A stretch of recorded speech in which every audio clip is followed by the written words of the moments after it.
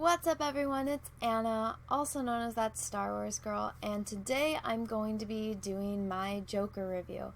Now, I've gotten comments up the wazoo just asking me if I'm going to do this Joker video, if I'm going to talk about the Joker, and I'm going to be completely honest, this is not an easy video to make, and it's taken me all day to kind of, get the balls to talk about it and, just mentally prepare myself for this roller coaster. Because, this movie really hit me in the feels, and it's been a long time since something's been able to do that, aside from, the emotion of anger. And it wasn't easy to watch, and there's a lot of things that happened in that movie that, it hit me in the feels because it's stuff that I've seen, witnessed, and encountered in real life.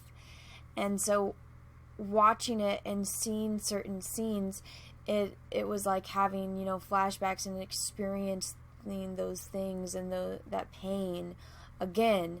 Now, I just want to be very clear. This is not a real thing. The Joker is not a real movie.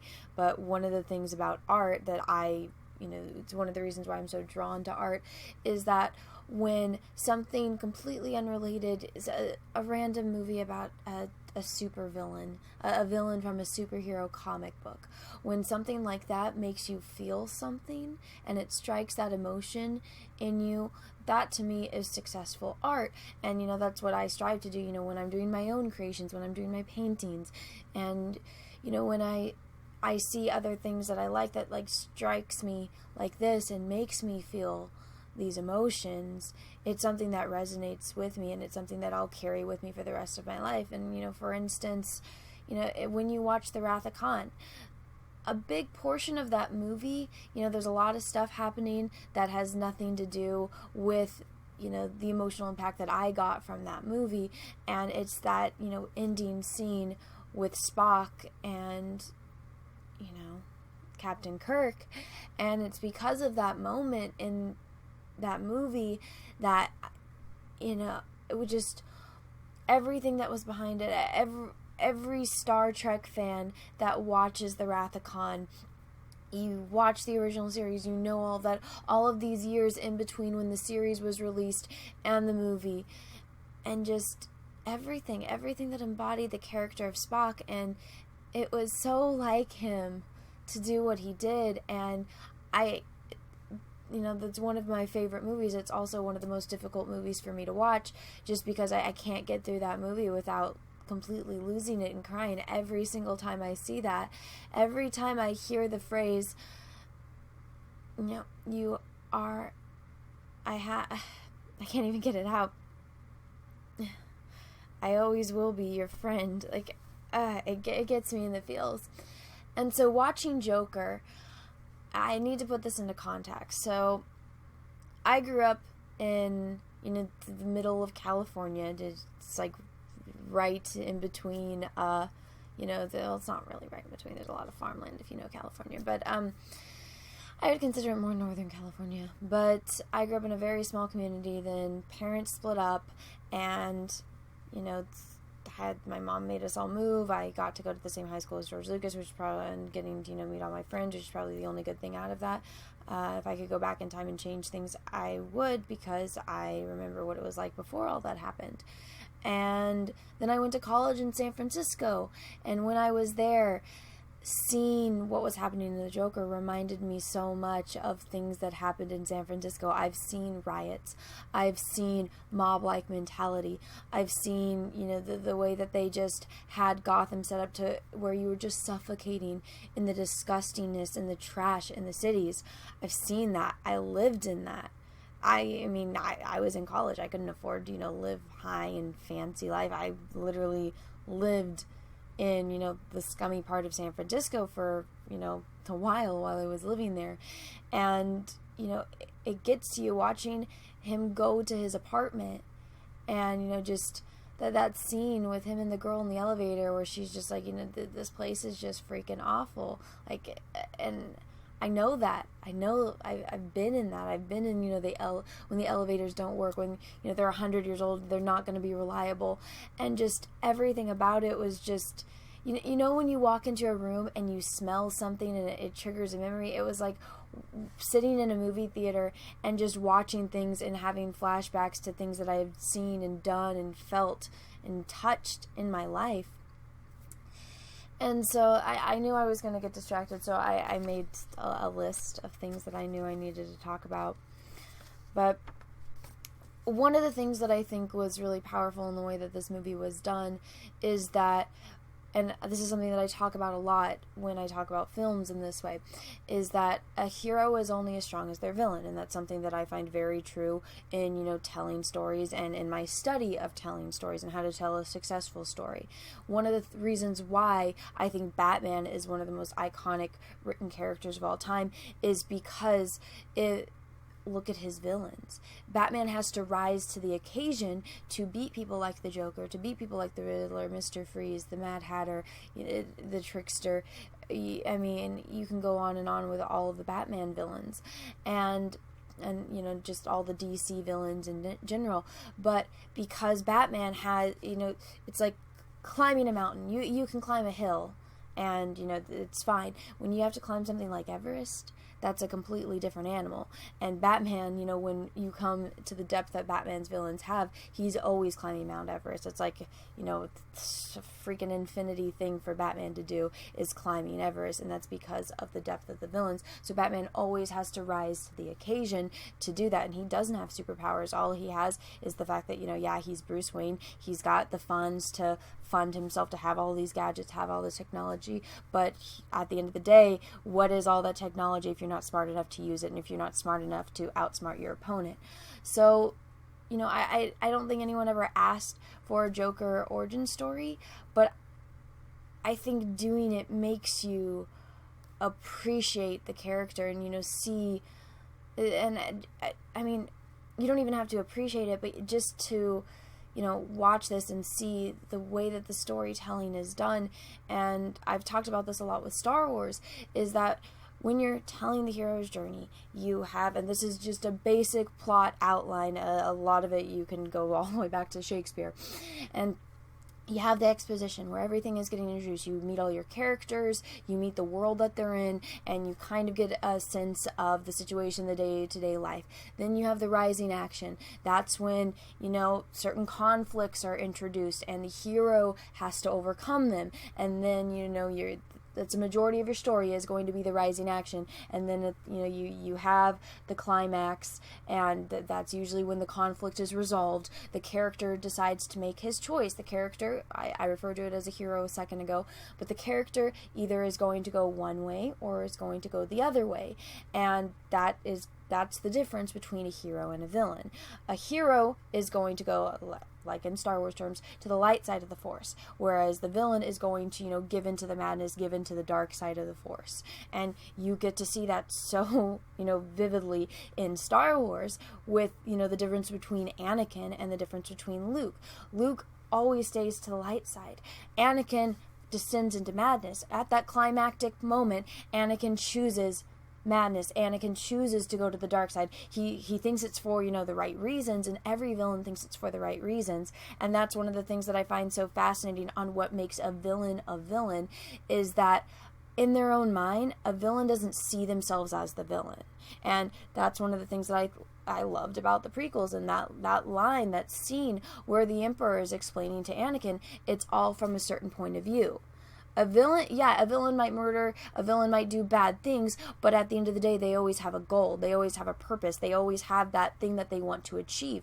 And the Joker wants chaos. He's not political, he doesn't want any of that, he doesn't want riches, he doesn't want any of that. He just wants chaos. He wants that satisfaction of knowing that he's the one that caused that he achieved his goal. He has a goal. He has aspirations to achieve. In his mind, what he is doing is just, in the way of achieving his goals. Just like Batman. In Batman's point of view, he is just trying to achieve his goals. He is trying to protect Gotham because he doesn't believe the justice system is doing it right. And you understand that from, what happened with his parents, how the villain, didn't whatever version of the story you want to, talk about, Batman still became Batman because he wanted to take justice into his own hands. In the eyes of the law, he's a bad guy. He's a vigilante. In his point of view, and in most people's point of view, he is a hero because he's trying to save people, even though he's not following the rules. It all depends on your point of view. In this movie, I really loved the fact that we got to see that descent into madness, that descent into chaos, and seeing what, just a simple bad day, or I guess in the sense of the movie, a few bad days have an impact on somebody's life. And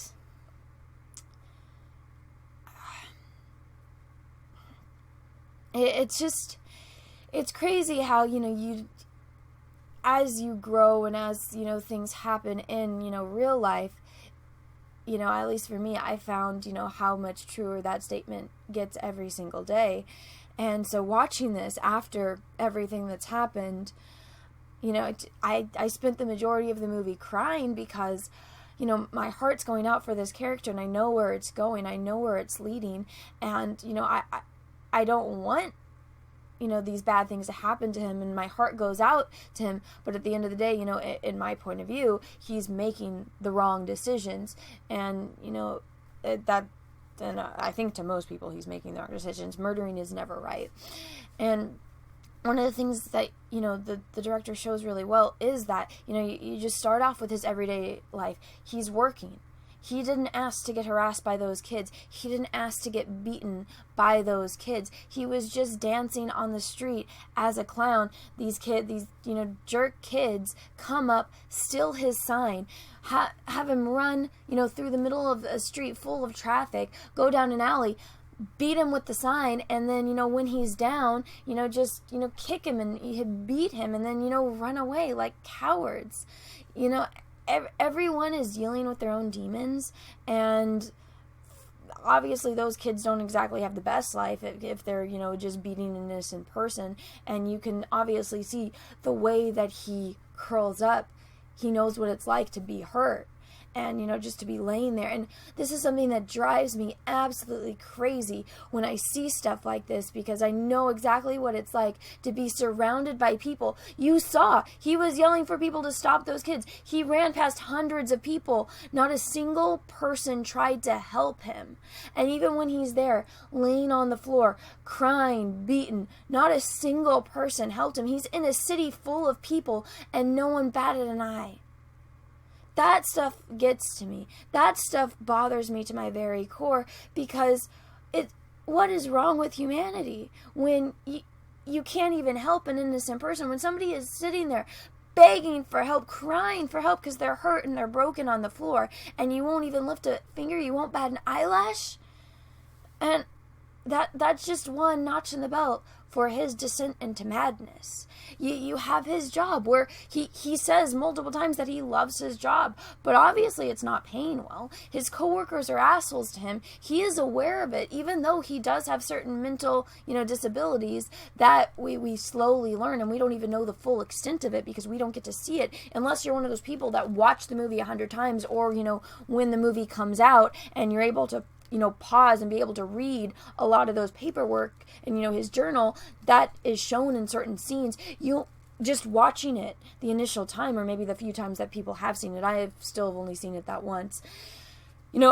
I tried to read as much as I could, but I know I didn't get much of it. And, even, being in a theater with a big, gigantic screen, I don't have the best vision. So the little bits that I did see, it's like, oh, it's just the tip of the iceberg. I want to know more.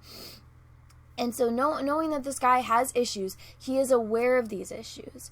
And, then seeing, how his coworkers, everyone that he's around, when he talks with his boss, and his boss is like, oh yeah, the guys don't like you. The guys you work with, you make them uncomfortable. And, everyone is aware of this. And then, the one friend, is aware that he has this mental illness, and, or, multiple ones, and he still gives him a gun. He knows that this guy is unstable, yet he gives him a gun. And even when the Joker says, I'm not allowed to have this, my initial thought was, everyone is aware that you're not allowed to carry a weapon, especially, a weapon such as a gun. A pocket knife is a different thing than a handgun. And so if it's something that's common knowledge, it makes me think, what's happened before? Why is he not allowed to, have a gun? Is it something to do with his mental illness, or has there been a situation in the past that where he's come into contact with a gun, and that's why this rule is in place? It's kind of like when you see certain labels on things. It's like, why on earth would that be a label? There's this meme that goes around that I see on Facebook every year or so, and it's with a curling iron, and it says for external use only, and then the meme thing is like, who on earth made this a rule? Like, what stupid person, made this a thing to where they have to put that on the box? Of course a curling iron is for external use only. It's one of those, well, duh kind of things. And so the way that it's implied, it makes me think that something has happened before. And then you get to see, his commute home, the hell he has to go through, the subways that are disgusting, him walking, and it takes him so long, and that makes me think he when he works, he's downtown Gotham, but when he goes home, it looks like a bit of a commute. If he's got to take a train and then walk and, take a subway, he takes multiple modes of transportation throughout the movie. So it's never really clear, how many subways he has to get off on, how many buses he takes, because at one point he is on a bus and not the subway, and then, him walking. And it makes it seem, that they're so far out. And even when you meet the girl and she comments on how, the place is just hell, he goes to work to be harassed, to be beaten, to be made fun of by his coworkers. He has this long, dragging commute home. He has to take care of his mother. The little ritual that they have is that he takes care of his mother. She stays home. She barely moves. He bathes her. He feeds her. His mom is like his stabling mechanism, that if he's not there to take care of her, she wouldn't survive. So that he's got to do this. He's got to go to this job. He's got to put up with these people because he has to take care of his mom. He's got to put food in their bellies. He's got to put a roof over their head.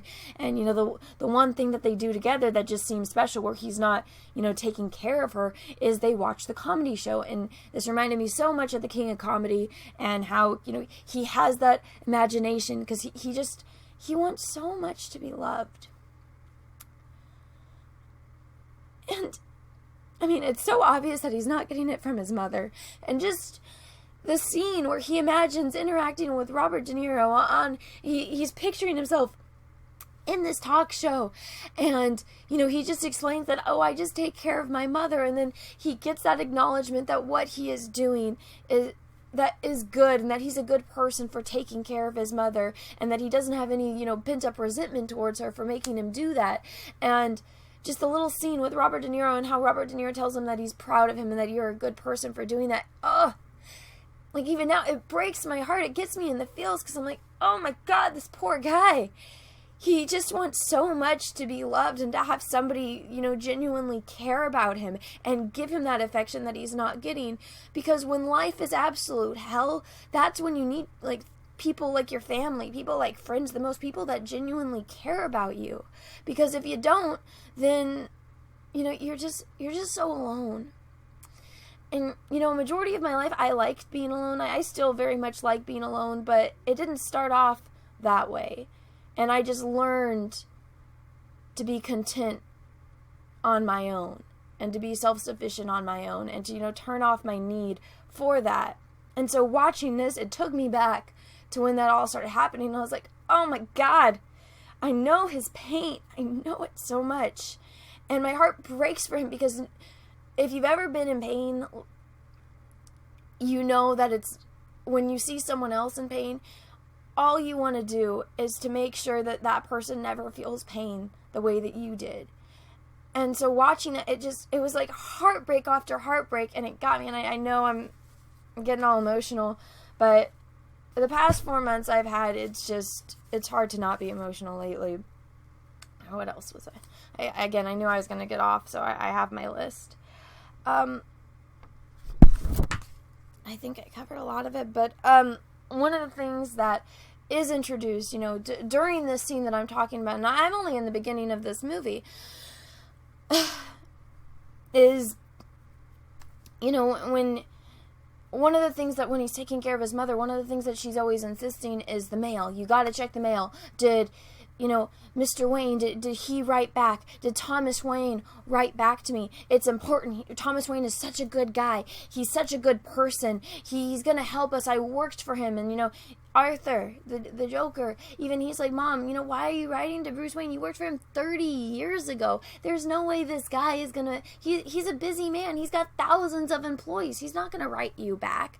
And so it's little stuff like that, like just little, banter between them before they watch their show. And it's this reoccurring thing. Every time you see him on his commute to go home, he has to check the mail for her. And there's always nothing. It never changes.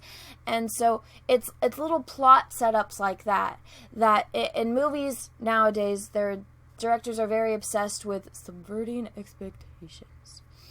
Now, when you have little payoffs like this, and you're mentally preparing yourself, because all of us, every single person that watches movies like this, that's probably watching this review now, I'm pretty sure this isn't the first movie you've ever seen. So I'm pretty sure everyone has watched maybe over 1,000 movies. I think that's reasonable to assume. If not thousands, then maybe hundreds of movies. I think that's pretty safe to assume in today's day and age. So seeing the amount of movies that you have, it's a very common thing in movies to set up, plot devices that are eventually going to get paid off. But for some reason, in today's day and age, directors aren't focused on telling stories to where things that they set up in the beginning get paid off, because they think it's a new trend to subvert expectations. Now, like I said earlier, basic storyline. You have the exposition, you have the rising action, you have the climax, you have the falling action, you have the resolution. Okay, certain things are set up either in the exposition or, along the way in the rising action, because a majority of the movie is going to be the rising action. And then, the main event, the big plot point, the point where the character turns to either the light side or the dark side, that's the climax. And then sometimes there might be a long falling action, but most of the time that's about getting ready to the end. So, and in this, the little things like the mail, that's something that's a plot device that does get paid off. And watching movies lately, it's been okay. Well, I have to mentally think to myself as I'm watching a movie, and it takes me out of the movie, and that's something that I don't like when I'm watching movies. I want to be focused. If I'm feeling an emotion, I want to feel it with the character. I don't want to be taken out of the movie. When you have, movies like Spaceballs, where they break the fourth wall, but they do it for comedic purposes, you're aware that you're watching a movie, but they're doing it, to make fun of themselves in this movie. So in that sense, it doesn't take me out of the movie. It makes me, oh yeah, I'm watching a comedy, and hey, guess what? It's funny, and even the characters are making fun of themselves and what they're doing. Whereas certain movies today, it's like, okay, well, let me set up this plot device and let me get you to care about it. Let me get you to think at the back of your head, and then let's not ever pay it off. Let's not ever acknowledge it again. Stuff like that drives me crazy, and it takes me out of the movie, because then it's like all I'm thinking about is like, well, what do you mean the movie's over? Like, what about this, this, and this? Why is that not getting answered? It drives me crazy. But every little thing that they set up, like even his mom with the mail, his laugh when he's on the bus and he starts laughing, he interacts with the child, and he has that disorder where he just uncontrollably laughs. And Joaquin Phoenix actually studied people that have this condition, and from what I've seen online is that everyone that has reported on that they have this condition, and after watching Joaquin's performance, they say that he basically nailed it. And Joaquin Phoenix is not my favorite actor, because a lot of the roles that he takes makes me uncomfortable, but he's a very good actor in that sense. And the fact that every character that he plays, I think that it's successful in the fact that I remember his character, I remember the movie, I remember the scenes that he's in, because he completely embodies the characters that he plays. And a lot of the times it is villains. Like when I think about Gladiator, I cannot unsee those scenes. I'm like, bro, that's your sister. Like, lay off. There's thousands of other women, but whatever. And I can't unsee it. It's seared into my brain. And that wouldn't be the case if Joaquin Phoenix wasn't good at what he does. And he's very much known as being kind of stingy about scripts, and if he doesn't like the script, he's not going to take it. He's not one of those Hollywood actors that just takes every role. He has to really care about it. He has to be invested in it. He has to like what it is that he's working on, or if not like it, respect the writer and respect, the script for what it is, and, be willing to work with the director that's doing it. And, we're never going to get another Heath Ledger's Joker, and nothing is ever going to be able to touch Heath Ledger's Joker. But this portrayal of the Joker, this showing the descent into madness just through an everyday life, and watching as event after event, as domino after domino falls into place to lead him to this path. And everything is setting up for, him to fail. And he even says it. One of the best scenes that I thought in this movie, and it's not one of the most popular scenes, I don't see a lot of people talking about this, but the key things in the dialogue, just the little things when he is going to go see his therapist, if he didn't care about being better, he wouldn't be going. If he didn't, care about wanting to better himself, he wouldn't be taking care of his mother. He wouldn't be watching the shows. He wouldn't be having fantasies about getting acknowledgement, about wanting love. And him going to these, I don't remember off the top of my head if it's required. I'm assuming it is. I'm pretty sure it is, but I'm not 100% sure, which is why I'm saying I'm not entirely sure on it. But when he talks to his therapist and he shows her the journal, it's very obvious he's uncomfortable. Myself, I don't really, I would feel uncomfortable too going and seeing a therapist and, spilling my problems out on someone, especially when they're getting paid to do this. So it just seems very disingenuous because that person's just kind of making money off you. That's why the thing about therapy, it kind of, is off-putting to me. But watching how, when she tells him that they cut the funding to his therapy, and, even after everything that you see with his journal the first time, and, the disturbing things that are in it, that he's, not, mentally stable. And it's a very short monologue, but just the few lines that he says about how I come here every week and you don't listen to me. You tell me the same thing, but you don't listen. You're not really trying to help me. You ask me if I have bad thoughts. Every thought I have is a negative thought. Why won't you help me?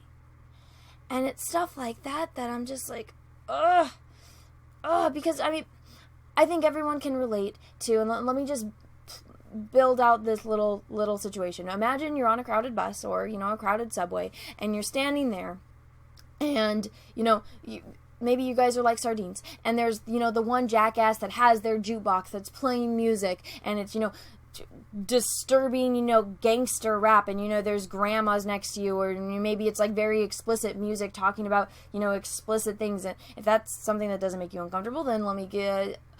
when you're sitting on a bus and like a homeless person comes and there's seats everywhere, but they sit right next to you on purpose, and you were sitting next to the window because you wanted to sit next to the window, you wanted something to lean against on your commute, and somebody comes and sits next to you, they get up on your personal space. If they're a homeless person, they're the stench is just overwhelming and you just feel like you're trapped. Same thing on the bus, crowded, surrounded by people, there's somebody being annoying that's playing the loud explicit music. Maybe if it's not loud explicit music, they're maybe they're drunk, or maybe they're just going off and they're trying to start problems because they're irritated. Everyone is irritated, and you're just standing there going, sweet Jesus, just freaking stop.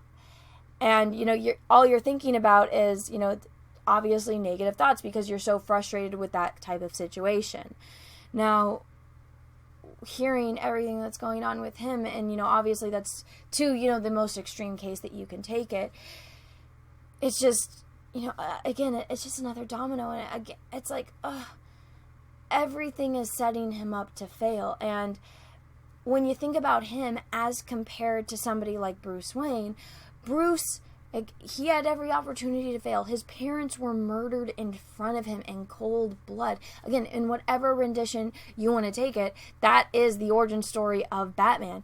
He watches his parents get murdered, and, the justice system doesn't work to, avenge his, the murder of his parents, so he takes justice into his own hands. If Bruce Wayne, let's say, for example, Bruce Wayne wasn't a millionaire. What if he was poor like the Joker? What if he couldn't afford lawyers? What if, he doesn't have money? He can't support himself because he's a child. He has to go into the system. He has to, either get adopted or go into foster care. He gets abused by the people that are taking care of him. It's just little domino that can happen. And Bruce Wayne could very easily, even with all, the perks that he did have of being a Wayne and having all, the money, having someone like Alfred there for him, he could have very easily just said, no, F this, I'm going to go kill the person that did this. I'm going to, go to the dark side instead of the light side. And it's little character things that make the biggest difference when telling a story, especially one that, this is not a big action-based movie. This is very much, character building and world building and, setting up for certain plot points that are going to happen. And then, because they set up that scene with him fantasizing about being on the talk show and him... You see that desire that he wants, that, validation that what he's doing is, it's him being a good person, that what he's doing to take care of his mother is him doing something good and that he's important, that he's needed. And then you have the whole romance situation. Now, I do love cheesy romances. I'm guilty of that. When I go watch Pride and Prejudice or You've Got Mail, it gets me in the feels. I like that kind of stuff. But when it's a very serious, dramatic movie like this, I'm okay with, it being very simplified. Boy meets girl, they like each other, one of them initiates something, and then, they just both, simultaneously, all right, okay, we both like each other, we both are on the same page, we're both together now. And it's simple. I don't mind that when, the romance is not going to take over the story. A lot of people I saw were complaining about, at first, before they knew what happened at the end, that... they felt like her character wasn't developed, that it was forced, and, I didn't mind that they had an encounter in the elevator, and then the next scene, he has his breakdown where he murders the guys on the bus, and, then he goes home because he's got that adrenaline, and he just goes to her door, excuse me, he knocks, she opens it, he kisses her, they go inside, the door closes, and then every scene after that, when you see them together, they're happy, they're laughing, they're flirting. It seems like, they are a couple now. I'm fine with stuff like that. I don't need long, drawn-out romances when that's not the main focus of the story. And, people complained about that. For one, I can accept it. I like it. It answered the plot things. If they wanted to go in-depth on their relationship, they could, but it would be a very different movie. And also, because of what we find out at the end, it's explained why. But I was okay regardless. I honestly thought that she was going to get killed in one of the mob things, and that was going to be one of the things that drove him over the edge. I did, however, like the way that they went with it. So, like I said earlier when I was painting the picture of being on the bus, so I'm in that mindset because, that's one of the things. And again, another plot device that is paid off is his commute. It's the whole movie is just showing how just average days in his life set off these chain of events that happen that make him the villain that he becomes. Riding the bus, going home from work after, I believe, and again, I've only seen this movie once because it was, very emotionally draining for me to watch the first time, was that, the coworker, he gave him the gun for whatever reason. Again, he even stated that he's not allowed to have it. He's not allowed to have a gun. He told the coworker, still, he had the gun. You mentally make excuses for him that he doesn't understand, he doesn't know, and, he is mentally unstable, so that's why he didn't think before about not taking it with him to the children's hospital when he was performing as a clown. He gets fired. He gets pissed off. The way that his coworker that gave him the gun threw him under the bus. The only one that was nice to him, was the dwarf. And, he's always nice to him, and that, again, another plot device that gets paid off later. And so he's had a bad day, a really, really stinking bad day. He's been fired. He, got backstabbed by somebody that he considered a friend, even if it was, a scummy friend. It was somebody that, the last scene that we saw him in, it implied that he was a character that cared about him in a little bit of a way, and, was trying to help him, and even if it wasn't a good way, was, at least, I guess you can give him credit for the effort was being there, but then you find out that it wasn't. And so when he's on the train, he sees a woman getting harassed, and this is something that, at least with the Joker, he, I shouldn't even say the Joker, because he's not the Joker yet, he's Arthur. at least with Arthur, when he sees someone in pain, and this is something that gets me in the freaking feels, is when you've been in pain, when you've experienced pain, when you've seen things like that happen, and if you see something like that happening to someone else, all you want to do is make sure that no one ever has to experience the pain that you have. And so when he sees the woman getting harassed by the 3 drunk guys, at least for what I got out of the scene, was that he sees that happening, and we saw, in the beginning of the movie, he got harassed by the kids, he got beaten, nobody came to him when he needed help. This woman wasn't asking help, but he helps her in, the weird way. He has that uncontrollable laugh. He starts uncontrollably laughing, takes the attention away from the guys. The girl is able to get off the cart into another cart to get away from the guys that are harassing her. In his own twisted way, he was helping her, and he was trying to be a good person, and that's what kills me, is he tried. He was really trying, and, just dominoes to setting him off to going, to the dark side. And it reminds me so much of Anakin, and how, all Anakin wanted to do was to be the best Jedi. He said that when he was a kid. He wanted to be the best Jedi, and he wanted to be with Padme. And he wanted to stop people from dying. And, a chain of events happened that led him to, believing the dark side, to being seduced by the dark side, and, 1 bad day, 3 bad days, it makes a difference in a person's life. And so, when the Joker, he has the gun, I'm going to say this a lot, he's mentally unstable, and he shoots them, and he makes them stop. He puts an end to the bad things that these men are doing. And then, as he runs away, he's laughing, and you just see him. It's that iconic scene that was, if you haven't seen the movie, it's in the trailers, and he just runs, and then he stops in the bathroom, and he just starts dancing. He starts dancing, and it's a way of him releasing that, releasing that stress. You just, instead of having, that breakdown that he does, when he laughs, and he just starts dancing, and it's this fluidity of him. And usually when people dance, it's a sign of being happy. I'm a horrible dancer, but when I'm happy, sometimes you just got to do your weird happy dance.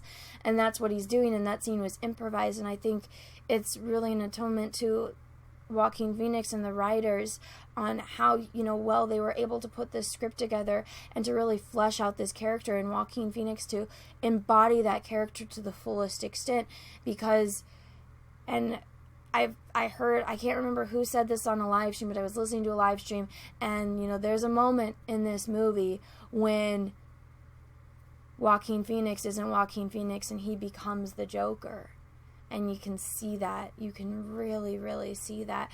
And that's why people giving this movie hell, people that don't understand that, people that can't see emotional depths in movies, it makes me sad. It makes me think that you've never had, a bad day like this, that you've never been in pain. Because anyone in pain, anyone that's experienced, just a shred of pain, and, knows what it's like to be hurt and to want to prevent anyone from ever being hurt, can watch this movie and see those little things and just be like, God. And, especially since you know what's coming, because I don't know anyone that, would go that route and, actually murder people.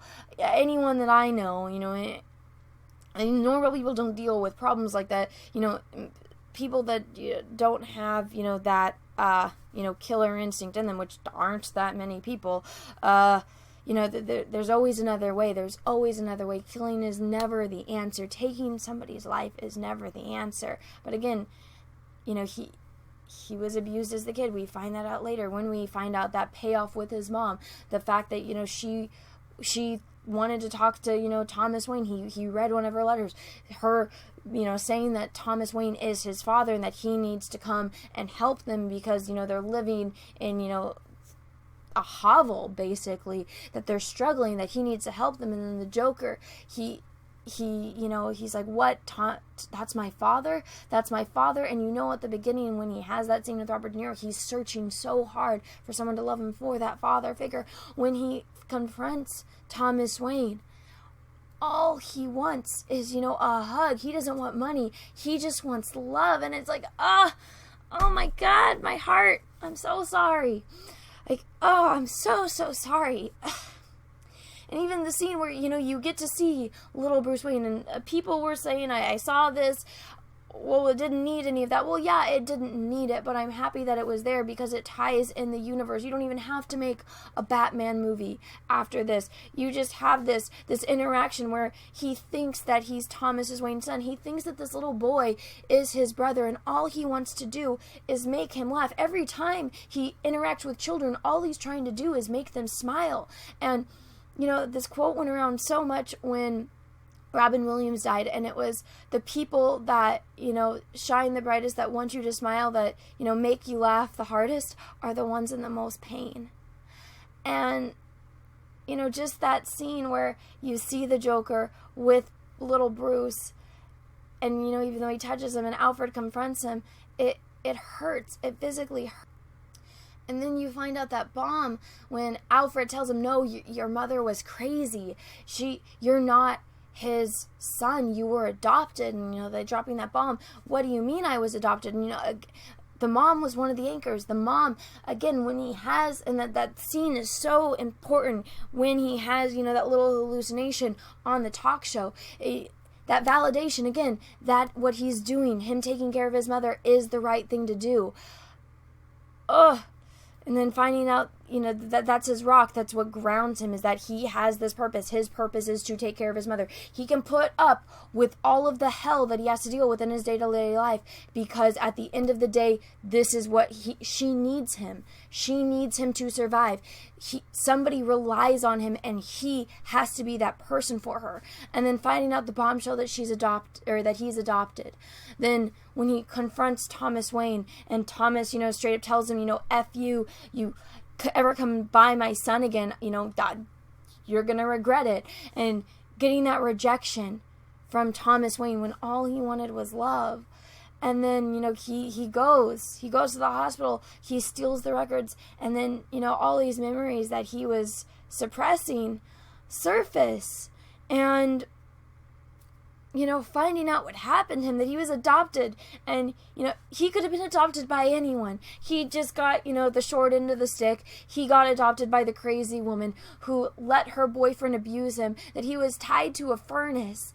And, it's like everything that, like, little tiny things that were in the beginning, it shows. The reason why he knows when, he's beaten, how to, curl up to protect himself. It's because he was beaten before. He knows what it's like.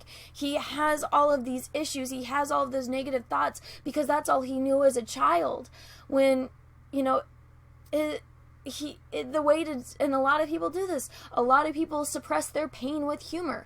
I know I do. Sometimes when I'm uncomfortable, it's easier to, make a joke than it is to, sometimes it's just, it's a mechanism. You can watch Friends. You can see, when Chandler deals with stuff, he makes jokes when he's uncomfortable. And, that's something that's really common with people, when they're young and they deal with stuff, you go to that because going to humor, at least you're making people laugh. At least you're being funny. At least you're making a positive out of something that's negative. And obviously the Joker is, the very, very, very, very, very severe end of the spectrum, where he has that uncontrollable laugh, where he has these tendencies. But at the end of the day, all he wanted was to make people smile. All he wanted was to prevent people from feeling the pain that he felt. And it's, again, like I said, this is a really, really difficult movie to watch, and it was very emotionally draining for me. Even filming this is emotionally draining. But then again, it's the perfect descent into madness. And I've seen the memes go around about how people comparing this to, Schmeagol and Schmeagol's descent into madness. The thing that I think is the difference between the Joker and Schmeagol is that, Schmeagol, there is magic involved. The ring of power, getting that, it drives people crazy. If that didn't come into his life, he would have lived a normal life. Nothing would have changed for him. But because, the one ring to rule them all, his friend found, and, he murdered his friend over it, it drove him crazy. It drove him mad. That's, when you have this outside element coming in. Whereas with the Joker, it's just day-to-day things. And, one of the things that, it's one thing, you know, as an adult, grown-ups, we can walk away from the situation. If we can't walk away from the situation, we can defend ourselves to the best of an ability. But when it's a child isn't capable of defending themselves against an adult, especially an adult like a parent or a step-parent. And so, and you know, even when children are in situations like that, where they're adopted, where he might have been able to go to help, a majority of the time, the people that would help them aren't going to believe them. You know, it's very easy when a kid gets a bruise on them for the parent to say, oh, they were playing. You know, it was just kids. You know, he was playing. You know, it was roughhousing. That's why he has bruises. Oh, you know, there's bullies. You know, it's not us. I'm not hitting my child. It was a bully. Oh, you know, he has a black eye because a baseball hit him. They were just playing. You know, kids will be kids kind of thing. And adults are inclined to believe them because I think it's just fundamentally ingrained in us that, you know, parents aren't going to hurt their children. And, you know, sometimes that's just not true. And you can see this case. I mean, there's a lot of instances in that in real life where it's not true. And, you know, there are the darker sides of humanity. And, you know, child abuse is, you know, there's a special level in hell for people that do things like that to children. And so, you know, when he's having the flashbacks, when he's in the staircase and just completely broken, and, you know, he's remembering all of this, and, you know, when he confronted his mother, she had a stroke, she's in the hospital, and again, it's just, it's a domino, it's an event after an event, and then, you know, when he's going and he's seeing his mother. We had the flashes of the girlfriend when he was at the comedy club. Because, you know, he wants to be a comedian. He says that he wants to be a comedian. Again, I think it has to do with being at an early age, being abused and having, you know, trying to use humor as a mechanism to escape that pain and, you know, make a positive out of a negative, and, you know, having these disabilities that cripple him, laughing uncontrollably when he's on stage trying to do stand-up comedy. But he created this apparition of this woman that, you know, he wanted love so much that he created it in his own mind. And I mean, you can argue that it's a form of schizophrenia, but we're never really aware on if he realizes that she is just a figment of his imagination or if she's actually real. And so when you see the scenes in the comedy club and, you know, she's there to support him and she's laughing, or, you know, she's laughing with him, not at him, and he gets that because she's there, because he sees that she's there to support him, that he's getting that type of love, that he's able to get through the laughing, and he's able to, you know, tell his jokes, and we don't get to see it, so we don't know what actually happens. But the fact that this guy just wanted so much to be a good person, wanted so much to be loved, that he mentally created that to fill this aping, you know, hole in his life. It's so tragic. Everything about this movie is just an absolute tragedy. And, you know, when stuff starts to hit the fan, when he finds out, again, it's just a domino after domino, a bad day after a bad day. Everything that happens, him finding out the truth about who he is, the confrontation with Bruce Wayne, losing his job, losing everything, and then, you know, he's murdered. He did it. It's all over the news. He sees the type of response that's coming from the people, and how, you know, people aren't happy. Again, you see at the beginning of the movie, the place is disgusting. Gotham, it's just this suffocation of garbage. There's garbage everywhere. Every single time you see somebody walking on the street, it's filled and piled with junk and trash and, you know, just plain up shit. It's disgusting. It's not a good place to be. The people are unhappy. It's hard to get jobs. Businesses are going out of business. He's dancing with a going out of business sign at the beginning of the movie. All these little things that are set up are eventually getting paid off. He sees the way that people responded to him murdering the guys on the train, and how they think that it's, you know, it's a positive because in the eyes of the mob, you know, those men are the bad guys. They're the suit and tie guys. They're the ones that aren't living in the slums. They're living the high life. They can get away with whatever they want because they have money. And so him seeing the happiness that his actions brought set that little seed in his mind. And so, it's the clown thing, the protests. They're protesting everywhere. He had to get past them to get in to go see not Bruce Wayne, to go see Thomas Wayne. And again, it's just little things that pile up. He's aware of it. It's there. Obviously, you're walking on the street, you see somebody in a clown mask, you're aware of it, but, you don't let it affect you. He's walking past trash every single day. He's aware of it. Everyone is aware of it. He literally falls into it at one point in the movie. It's there, but, he never makes a comment directly about the trash, at least, that I can remember out of, the one time watching the movie. And so, when everything is happening, when he finds out all of this stuff, and he sees the commercial on TV, or not the commercial, but the program on TV of the comedian that he looks forward to making fun of him, just like the guys that he worked with did.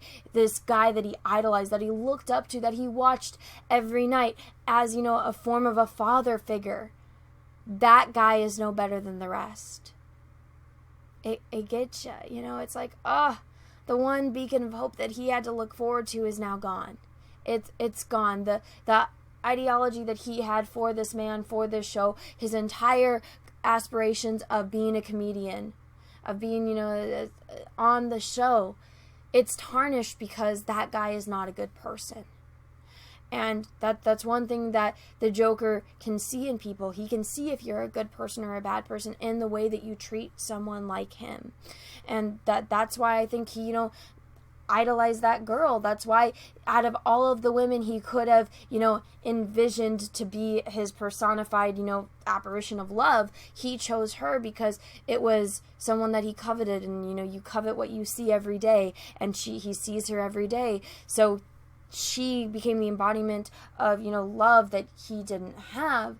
And this guy on the talk show was the father figure that he didn't have, and that he tried to with Thomas Wayne, but even then, he treated him bad. In Joker's, logic, he's a bad guy. In, watching him make fun of him, it's like everything that he cared about started to stop having any meaning. His mother wasn't his real mother. His mother let him be abused. His mother took advantage of him and, his kindness. This guy made fun of him on TV for the sake of making fun of him. And, the girl wasn't real. The mom wasn't his mom. The father figure wasn't a good person. And so when he goes past the point of no return. I think, he got kind of to that point. It's hard to say. He kind of got to that point when he murdered the three guys. But when he kills his mom, his adopted mother, when he makes the decision, the conscious decision, he's sitting there, he decides he's going to kill her.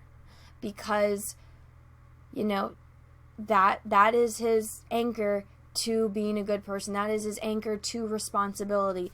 When she's gone, he's not responsible for anyone but himself. He doesn't have anything tying him down to, I need a job, I need to do this. If he needs food, he'll know he'll be able to get it. He needs a roof over his head, he'll find one. He doesn't have anyone else relying on him.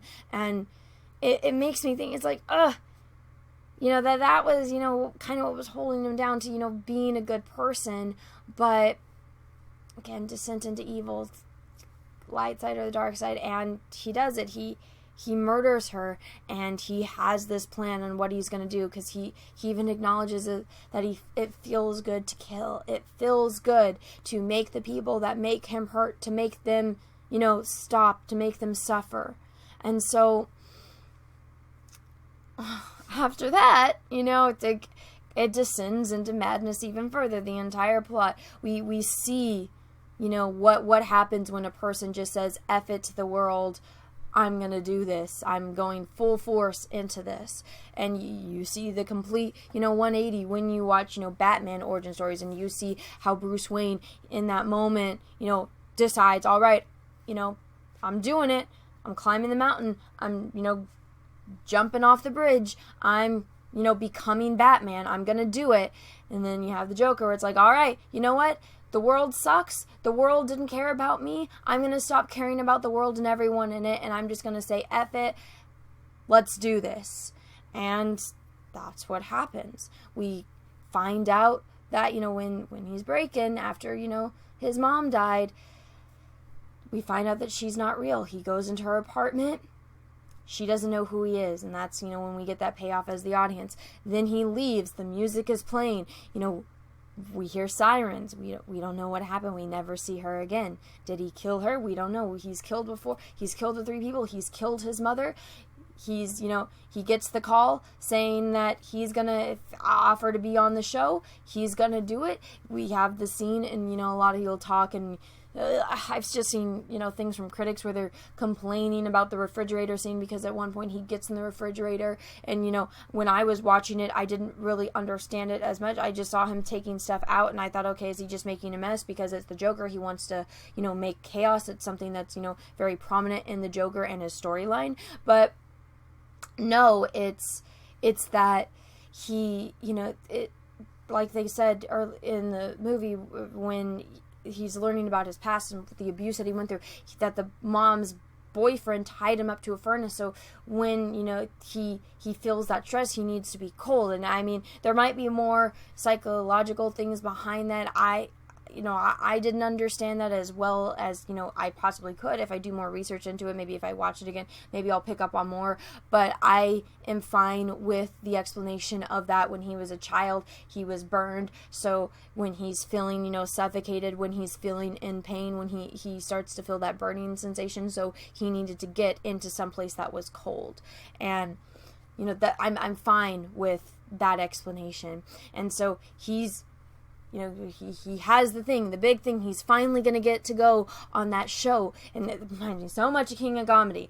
How he's going to go on the show. He's going to go see this guy who was his hero, who was his father figure. And so he starts getting ready. You see him start putting on the makeup. And then while he's getting ready, who should come to the door but the guy from the beginning of the movie that gave him the gun? The coworker that knew that he had issues, that apparently knew he was not allowed to have a firearm. This guy shows up with, the little dwarf. And, they say, oh, we heard about your mom, coming there with false pretenses. Obviously, the dwarf didn't know about the situation with the gun. So he was obviously there to, say, hey, we're sorry about your mom. And, the Joker knows that. So, and I love that. I love when the Joker calls out the friend for not being there for the right reasons. The guy exposes himself by talking about how the cops were asking him about the gun and, if he had said anything. And it's like, well, you weren't here for me. And this drives me so crazy when people do this in real life, when people are like, oh, well, yeah, this is for you, but, oh, what about this? And it's like, no, you didn't do this for me. You did this for yourself. And, I see situations like that all the time in life because, humans, there's a lot of selfish people in the world. And, going to somebody's house and, saying, hey, we're here to, tell you we're sorry that your mom died. Oh, by the way, what about, this, and this? It's like, okay, don't beat around the bush. Don't come to somebody's house with false pretenses like that. You're in somebody's house. Have some respect. And the Joker, he calls him out for it. He's not using the gun. He's not using the weapon that this man provided him with because that guy isn't worth it. That guy deserves, a bullet wound, depending on where it's at, you're not going to die immediately. Or you can die immediately, depending on it. Something tells me that in that moment, the Joker wanted the guy to be in pain. You can see the Joker's anger, that feeling when, your face gets kind of flushed because you're so angry and it's right before you're about to snap. And, the Joker, he has this guy in his house. He's standing there listening to him. He knows this guy is lying to him and he snaps, takes the scissors, bam, right in the eye. And, it's like, oh my God. And it was something that I was like, oh, you know that he's gonna do it because he's got the scissors in his hand, and, I just remember being in the theater in the seat, and I'm like, ah! Oh my God, that was scary. And, murders the guy, he gets blood all over him, and then he has the moment after, the dwarf is scared in the corner, and he's like, oh my God, and Joker's just like, don't worry, I'm not gonna kill you. Out of everyone, you were the only one that was nice to me. And it's like, oh my God.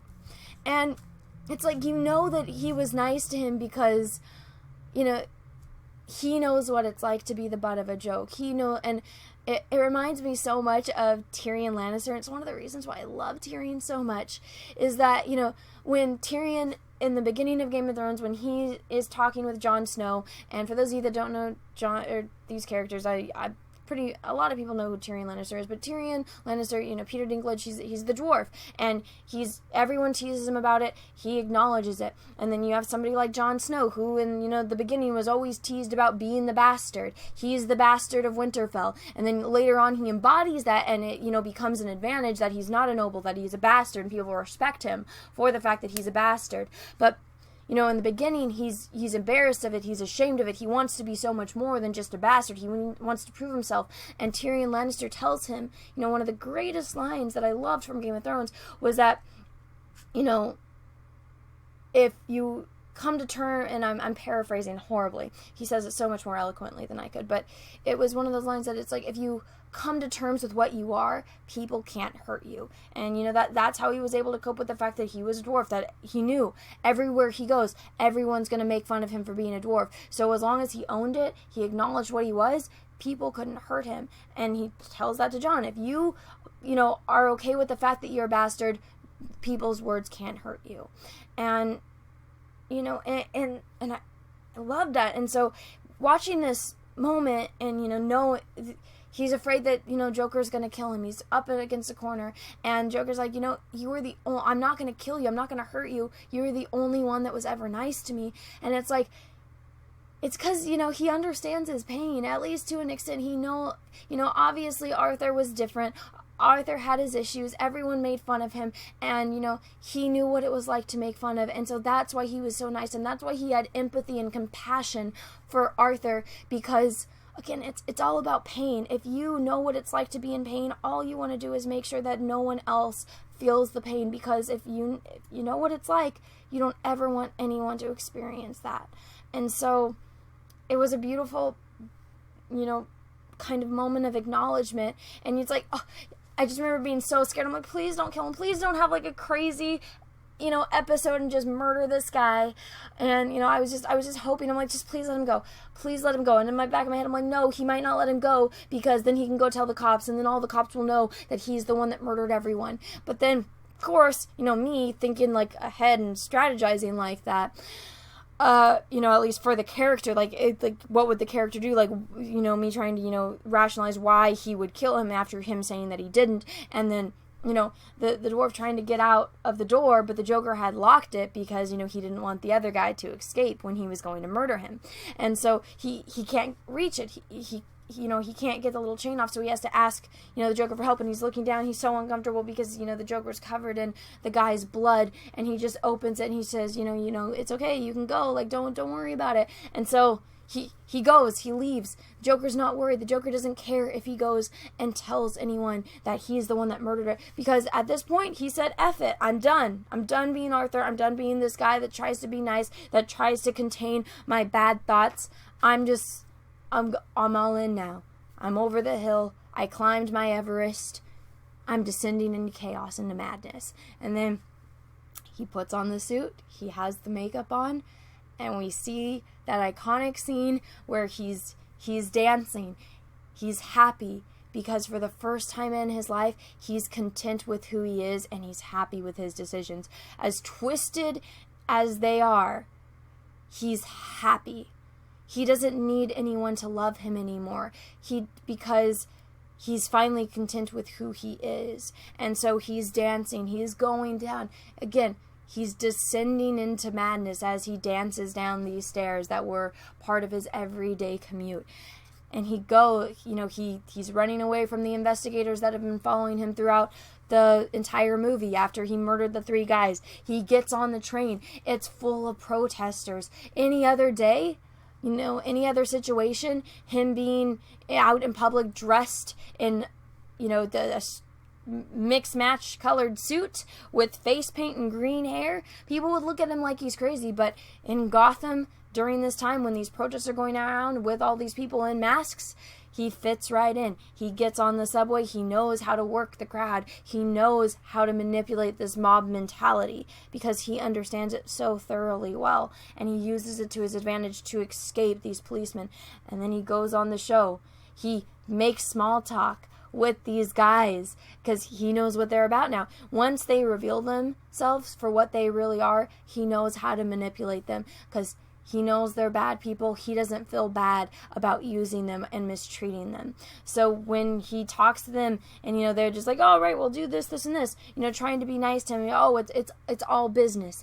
It's all business. And he's just like, well, can you introduce me as Joker? He asserts himself, which you don't really see him do any other time. He's always kind of stumbling over his words. He's always looking down. He's always like this. But in this situation, he's leaning back in his chair. He's, fixing his makeup. He has this, aura about him, and they're like, all right, yeah, fine, whatever, you got all this because you're political. And he's like, no, I'm not political, this is just me. And then again, he goes on and he's dancing just like he imagined, and he goes on, and it's that point. He's gonna do it. He had shown how he was planning on killing himself, and then he goes on. When you're on stage and you have, all these audience, one of the things that people, don't really know too much about, being on stage, I, found, for people that don't really know me in personal life, I'm very uncomfortable in social situations. I'm not good with, talking to people one-on-one. But one of the things about when you're on stage, and, this is one of the things I was really drawn to public speaking at an early age, because when you're on stage, you can be standing in front of thousands of people and you can't see them. You're not talking to one individual, you're talking to a group, and it depersonalizes you, and in a way, it kind of protects you.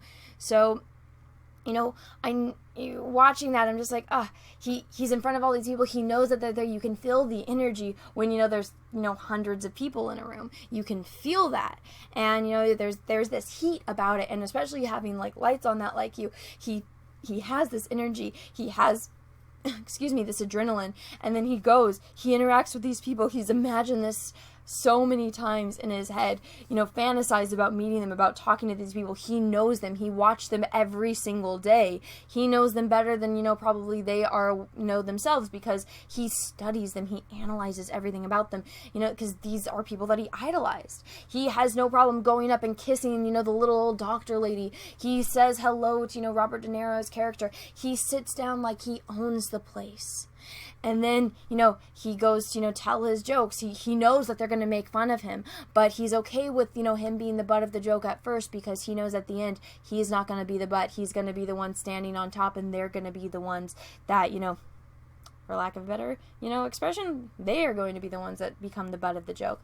And it joke's on them. And so he, kind of stumbles a little bit, and then, they're like, oh, okay, this is kind of painful. He lets them have that, and then he decides to reveal that he was the one that murdered the guys on the subway.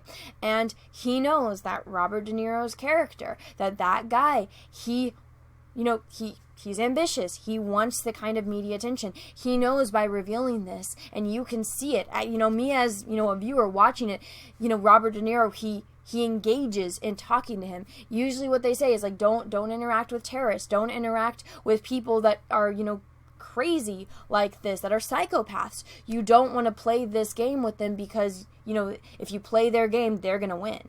And so Robert De Niro, because he knows the world is watching this, the world is going to watch this, he wants that fame, he wants that publicity, as being known as the guy that interviews the murderer of Gotham, the guy that started this whole clown revolution. So Robert De Niro engages with him. He eggs him on. He talks to him. He asks him questions. He antagonizes him. And the Joker didn't kill himself. The Joker he liked it. He liked seeing the chaos. He liked having that control over the mob mentality. And then, he breaks, he loses it, and, he calls Robert De Niro's character out. He said, you didn't bring me on here as a favor to me. You brought me on. You showed my tape to make fun of me.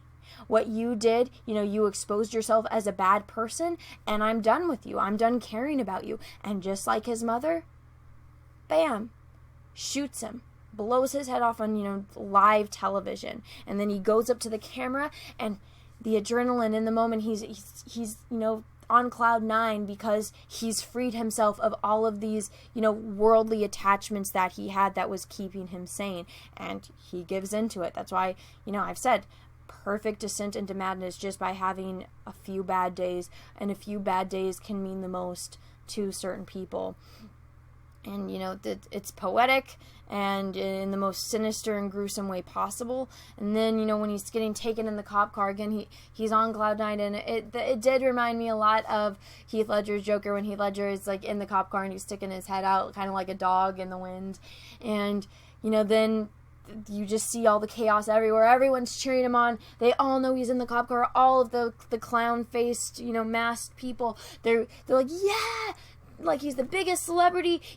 It's, I don't know what sports teams everyone follows, but it's like the number one sports players driving by. I guess in England it's like the Queen, unless there's people that don't like the Queen. But just imagine your all-time favorite celebrity, sports player, person that you would love to meet. It's like that, driving down the car, but for every single person that's wearing this mask. And then one of them is in a big in a bigger vehicle, smashes in to the cop car, and he gets unconscious. They pull him out. He wakes up, and he realizes there's blood, and then he turns it into a smile because his makeup was fading, and he's surrounded by this mob, and they're lifting him up and cheering because he is the Joker.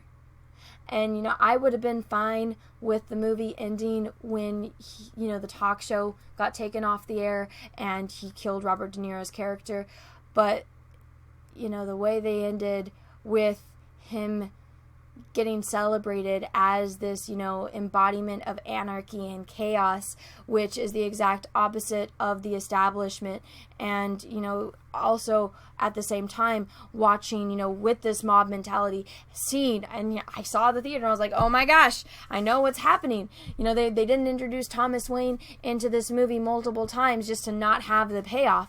Again, setting up plot devices, which later on get paid off. You see him, his wife, and Bruce walking out of the theater, going down the alley.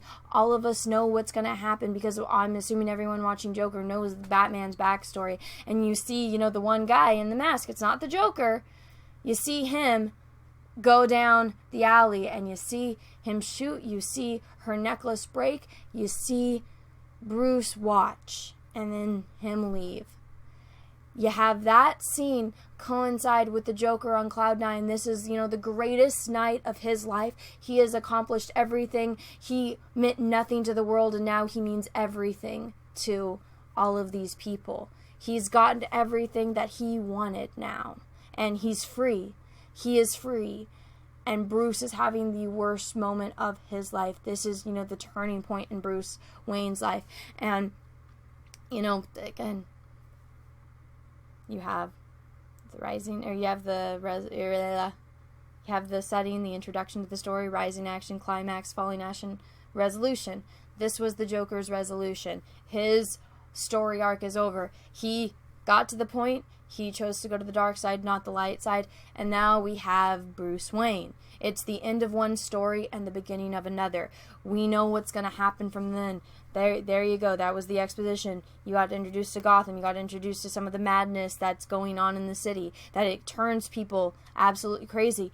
Obviously, the person murdered his parents. And so now we know that's the exposition. That's the setting. And now, it's leaving off to our imagination because we know what's going to happen with the rising action, climax, falling action for, Bruce's story into becoming Batman. And, people argue that, that shouldn't have been in the film. It didn't need it. Yeah, it didn't need it, but I feel like it was important to be there because, again, one story ends, another story begins, and it gives you hope. And I think that was really important. Now, after that scene, we, the audience, assumed that would be the end of the movie. I know I did. But we get this beautiful little piece of poetic justice in a way, which is the Joker in Arkham Asylum. And he's made that complete 180 to where in the beginning he was talking to the psychiatrist that just saw him as another person that had mental illness, that needed help, but the person wasn't as inclined to help him, just not to go up above and beyond her extent of her job, and now he's in an asylum. Now he's a known murderer. He's, you know, known for rioting in the streets, and he has that one-on-one with the psychiatrist, and, you know, they have that little conversation. Then he leaves the room, and, you know, as he's walking into the light, he's walking down the hallway, and you can see the blood, and, you know, your mind, it leaves what happened up to your own imagination. And I think that when movies do that, you know, it's completely brilliant, because nothing is more terrifying than what you can imagine. And when people's, you know, when stuff like this is left up to people's imagination, it makes it that more horrifying. One of the best examples I can give is like in Reservoir Dogs. In Reservoir Dogs, when, you know, the scene that people will always talk about is the scene where, you know, he's cutting off the cop's ear. And one of the best things about that scene is you don't see anything. The camera cuts away, and so you hear him screaming, you kind of hear, they have the music playing, and it's left up to your imagination. So because you have that in your imagination, it makes it even more sinister, because your imagination is limitless. And, you know, kind of the same way that, you know, the movie Jaws, because you don't see the shark for, you know, 95% of the movie, it's left up to your imagination on how big this shark is, this terrifying monster that's in this water that's just murdering people left and right. Well, to us it's murder, but, you know, it's a predator. But the way that they film it, it shows that it's giving the implication that it's doing it maliciously.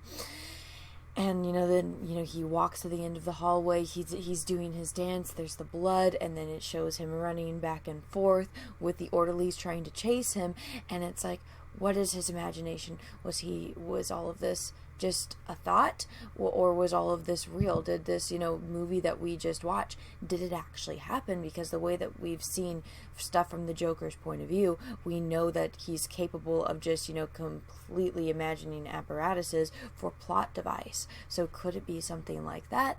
Is it real? Is it not real? There's a lot of ways that people have been interpreting this final scene.